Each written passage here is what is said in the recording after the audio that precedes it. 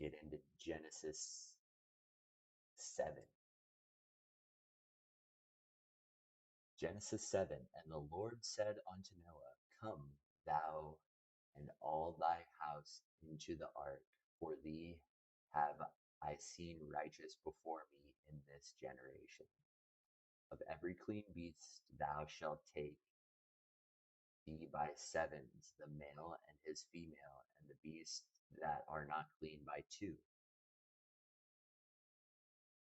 the male and his female, of fowls also of the air by sevens, the male and the female, to keep seed alive upon the face of the earth. For yet 7 days, and I will cause it to rain upon the earth for 40 days and 40 nights. Every living substance that I made I will destroy from the face of the earth. And Noah did according unto all that the Lord commanded him. And Noah was 600 years old when the flood of waters was upon the earth. And Noah went, and his sons and his wife and his sons' wives with him onto the ark because of the waters of the flood.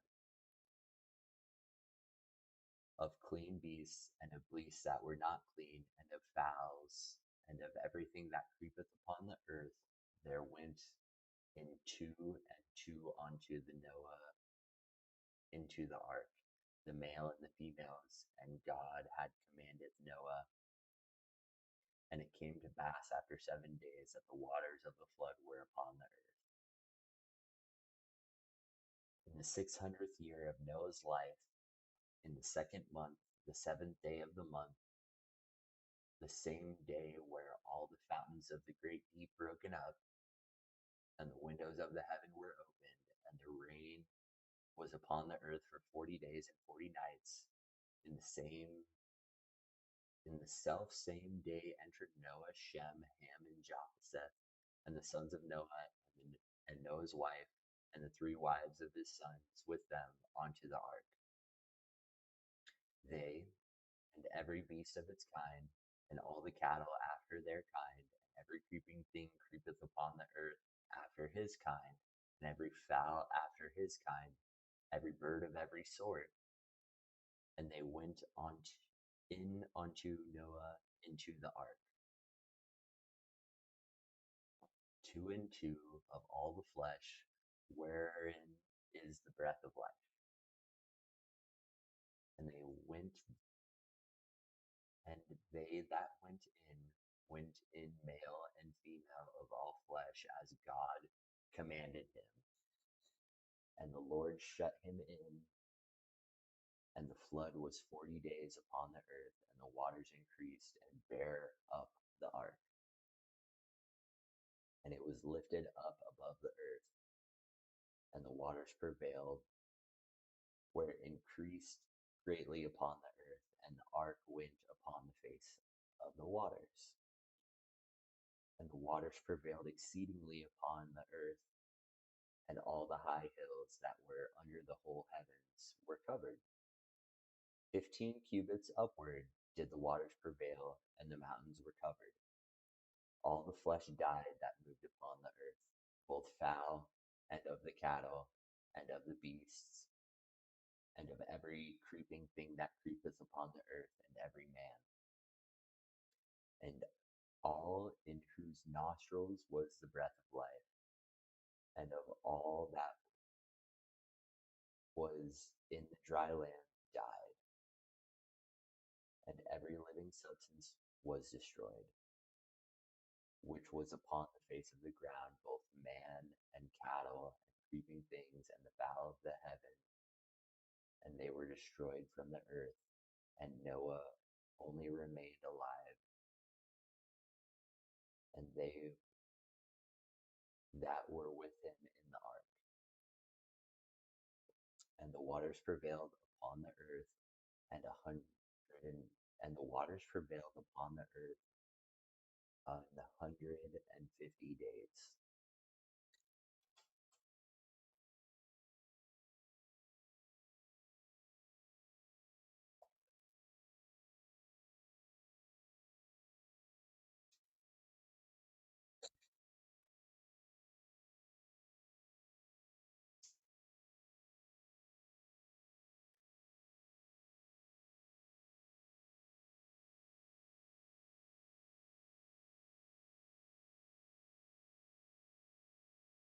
Chapter 7 opens up with God telling Noah to step into the ark with his family and the animals, and then verse 16 drops a tiny, deeply powerful detail. And the Lord shut him in. Noah didn't have to pull a massive, heavy wooden ramp on his own. God personally sealed the door from the outside. In ancient Hebrew thought, this was a beautiful picture of dual reality. It was an act of absolute protection for Noah, but an act of final absolute judgment for the world outside. The countdown clock from chapter 6 had officially hit zero. The boundary between safety and chaos was locked. When modern readers picture the flood, we usually think of a really bad thunderstorm, but look closely at the specific language used in verse 11 to describe how the waters arrived.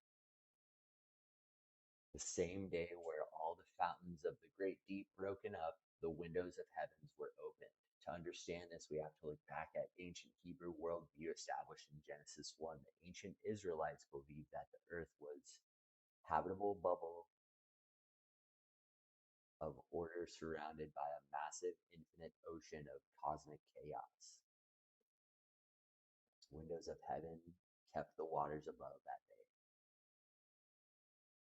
Habitable earth where humans lived in order. Fountains of the deep kept subterranean waters down. In Genesis, God created the world by pushing those chaotic waters back, creating a dome sky to hold back the waters above, and establish dry land to hold the waters back, the waters below. Hold back the waters below.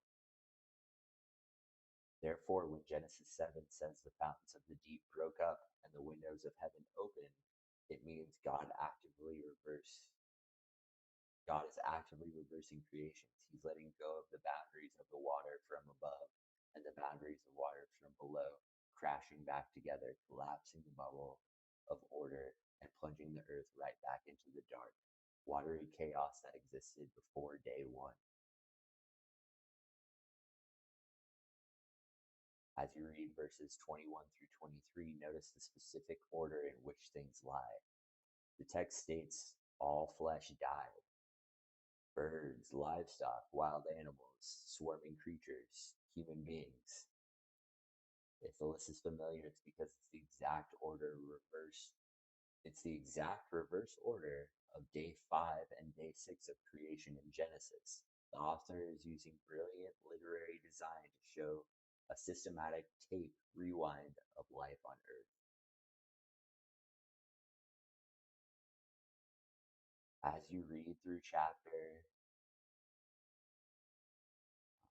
7, you might notice that what looks like a confusing overlapping of timelines, it mentions 40 days and 40 nights of rain in verse 12, but it says the waters prevailed for 150 days in verse 24. This isn't a contradiction, it's a description of two different phases. The 40 days, this is the violent, active period of destruction. The celestial windows are wide open. The earth is tearing apart. The waters are actively surging. In the scripture, the number 40 symbolizes a period of intense testing, trial, or preparation, like Moses on the mountain or Israel in the wilderness. The 150 days, this is the static, eerie period of absolute submersion. Long after the rain stops, the earth sits completely buried under a global silent ocean. Genesis 7 concludes on the absolute bleakest note possible. The world is gone. The majestic mountains are entirely covered. The vibrant, noisy, violent earth has been reduced to a silent, watery graveyard. The only thing left in the entire cosmos is a single wooden box floating aimlessly on the surface of a dead planet. As you finish this chapter, the tension is palpable. God is going to leave them out there forever.